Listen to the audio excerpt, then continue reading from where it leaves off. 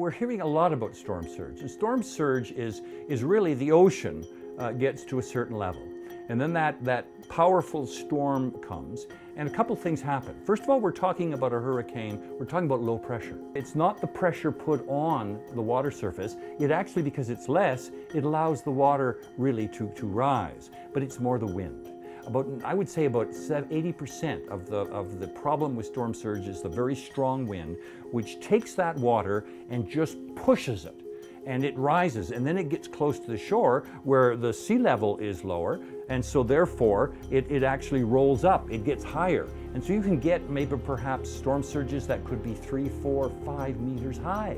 I mean, and many of the coastal areas are just a few meters from the ocean. So it's like taking a wall of water that could be, 6 meters, and it just pushes it in, and it can go kilometers inland. It's not just going to be near the first road along the shoreline. It could go miles or kilometers inland and moves in like a tsunami. It will move in and take all of the debris with it, and then it will roll back out. And so the storm surge it used to kill a lot more people than, it still kills people in developed countries. But what we're finding in the sort of the developing countries, Jamaica, Trinidad, Cuba, Dominican Republic, Haiti, storm surges are a real problem, of course.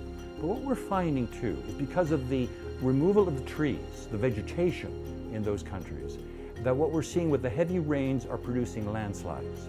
And so the land sliding, slumping, will engulf communities and kill people. So that in the past it used to be the storm surge that was the real killer, but now it's becoming more and more the landslides. Storm surges, winds, rain, all of those can be lethal and destroyers. But there's also tornadoes, sadly. I mean, tornadoes are perhaps the smallest storms on Earth, but they're also, maybe the winds are even more powerful than what you would see in a hurricane. And so because of the shearing winds, those winds that come in at different directions, it causes rotation, and so therefore you see that occasionally embedded in the hurricane are these tornadoes. So you think you've finished with the hurricane, and all of a sudden you get a tornado, or water spouts, which are sort of like a tornado over water. So if the hurricane doesn't get you, it's possible that the tornado could.